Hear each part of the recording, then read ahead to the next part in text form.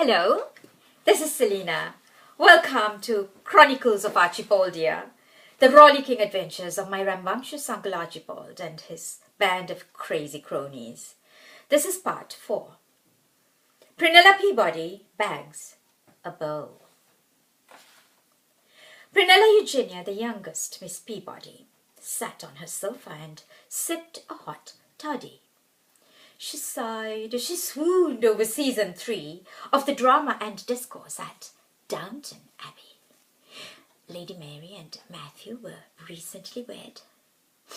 She just had a baby and Matthew is dead. Ring, ring, ring, ring. What a monstrously mean and thoughtless thing to seek out a spinster at this hour of night. Shan't pick up. Serves them right. Leave a message after the tone. Prunella Peabody is not at home. Beep! Why won't you pick up, sister-in-law dear? It's Dan, your brand new brother here. We can't wait to tell you you're in for a treat. There's a gentleman, Egg, and I want you to meet. Ha ha!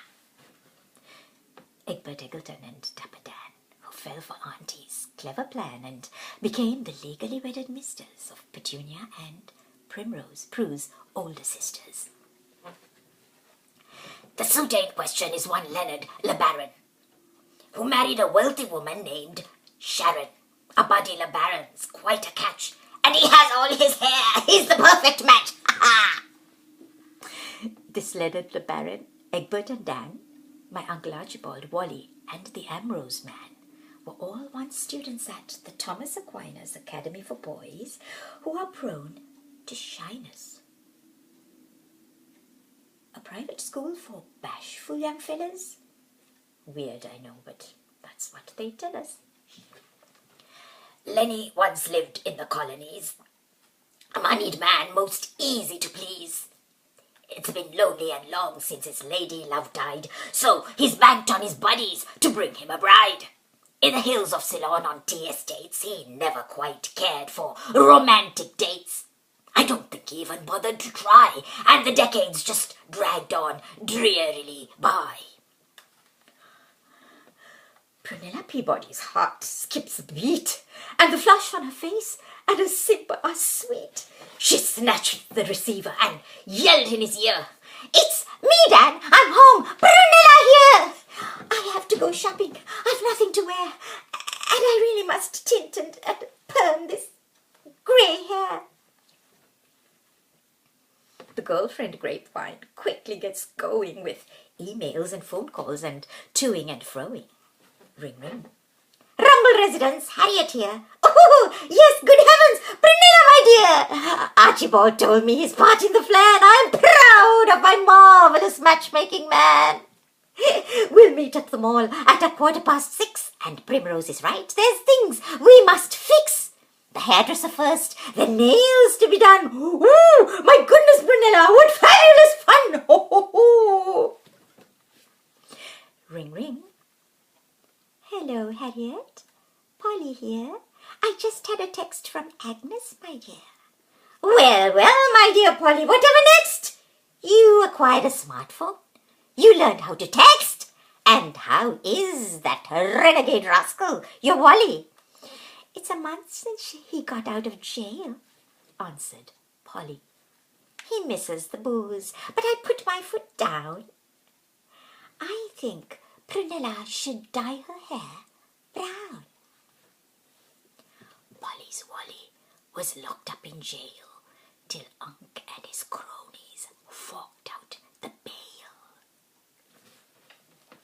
They met at the mall, Petunia and Prim, Prue's sisters, who thought her chances were slim, and Agnes Ambrose, my auntie, and Polly, who was glad to escape the liquor-loving Wally. Auntie helps Prunella find the dress. Petunia does the iron and press.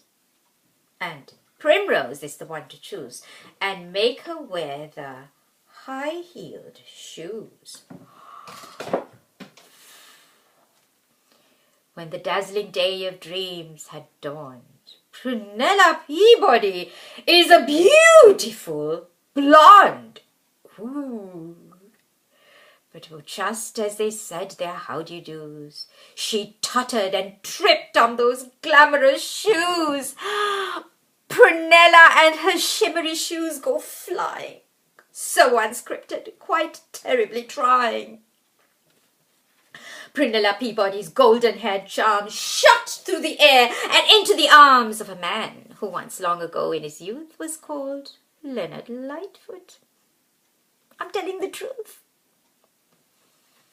Now, neither Uncle Archibald, nor Dan, nor Egg ever mentioned to Prue that Len had one leg. The other, it turned out, had sadly been eaten when a mountain leopard refused to be beaten.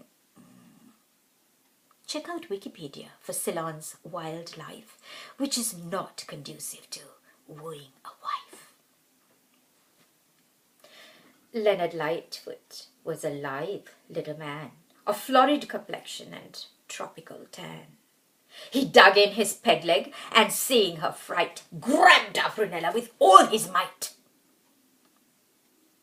While she dangled, all dazed, in Le Baron's arms, our Lenny was struck by her beauty shop charms.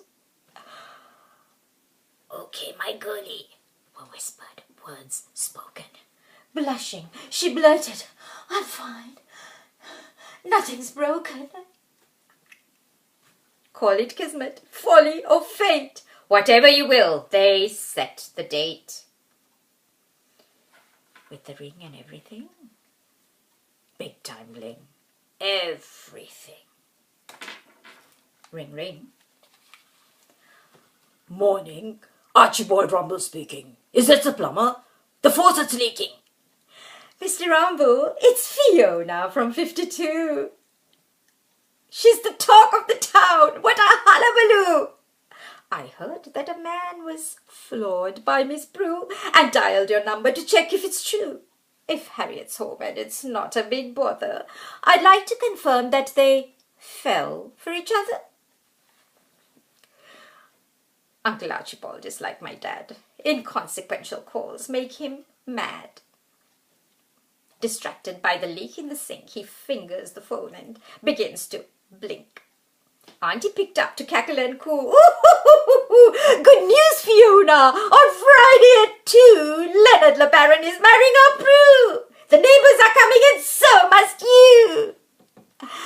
Mrs. Rumble, the folks at 58 will be tickled pink. This is great. And the nosy Parkers at 33 will be jumping up and down with glee." Fiona hangs up and heads to the mall. She'll need a new outfit after all. So Uncle Archibald and Aunt Harriet drove down in the stately chariot, which is how Harriet, who's rather heavy, refers to their elderly Chevy, to another wedding at the local Marriott. And that is the story. Now you know how Miss Prunella Peabody bagged her beau.